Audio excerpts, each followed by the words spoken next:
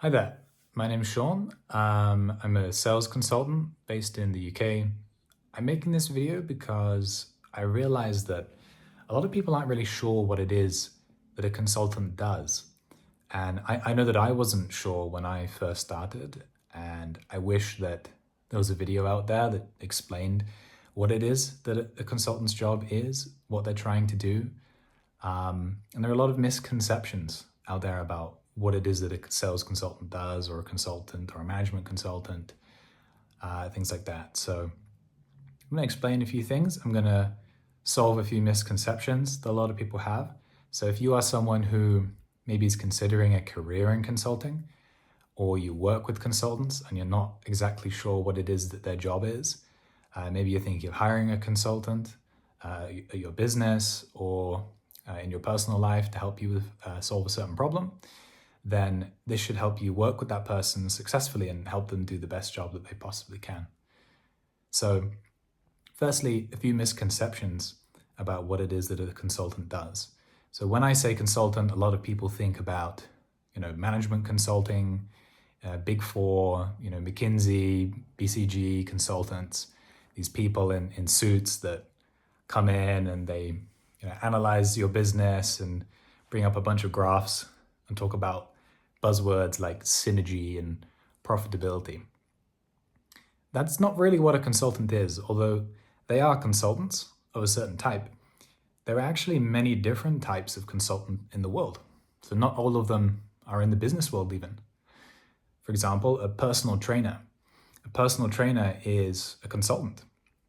They're there to help you solve a specific problem in your personal life, not in business at all.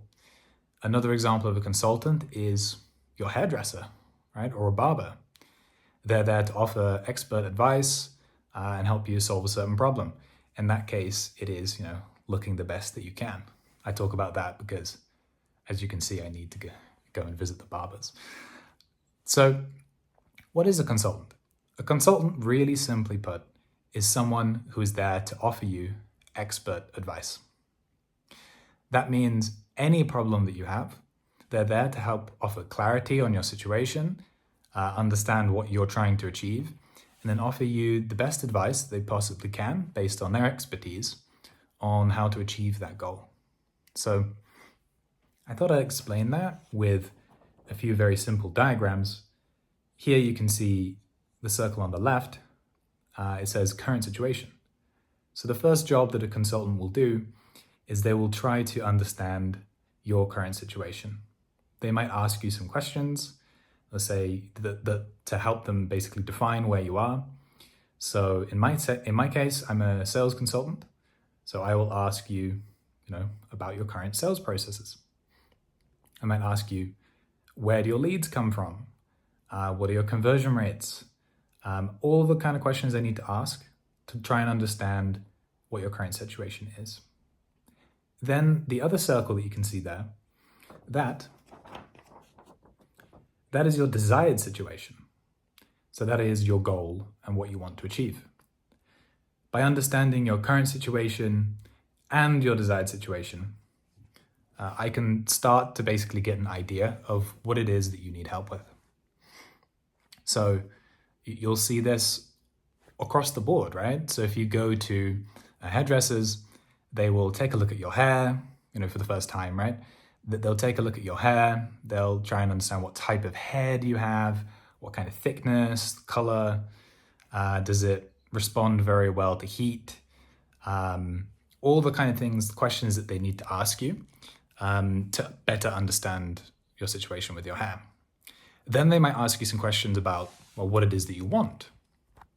So what kind of style would you like? How do you want it to be? Do you have any pictures maybe that you could show me about, certain people whose hair that you like and you want to emulate? That is what a consultant does. And they'll do this in your business as well. So, we'll go into a business, we'll assess the current situation, we'll ask them what they want and their desired situation. Most of the time, make more sales. And then that's step 2. So step 3 is then establishing that there is now a gap between your current situation and the desired situation. Because, right, if you are here, you're at the bottom and you want to be at the top, then you have now established that you're not at the top. You don't have what you want. And that causes pain. That creates desire in you to change. We call this the gap in consulting. And it is a consultant's job to then assess that gap, assess needs, assess what needs to happen next, and then create a plan or provide some advice which will help bridge that gap. So we call that, in sales, we can call that an offer. You might just call it advice, or it could be work. You could be actually doing it with them. It could be collaborative. The point is that you've assessed their current situation, you've assessed their desired situation, and you've acknowledged the gap between those two things. And now you are offering advice on how to bridge that gap. You can apply this framework to any consultant. So anyone who is offering advice or helping you solve a specific problem, they will follow this framework, whether they know it or not. So I hope this has helped you understand a bit more about what it is that a consultant does. And if you work with consultants, I hope this helps you understand to work better with them and provide them with all the information that they need to do a good job. That's it. That's all I wanted to say. If you are interested in improving your sales processes, you're an agency founder or a consultancy founder, or you work in software and B2B at all, check out the link in the description. I have a free sales course there for you. So you sign up and you'll receive an email from me every single day where I teach you something new about sales and consulting and how to improve your sales process. So check the link in the description, and I hope you have a great day.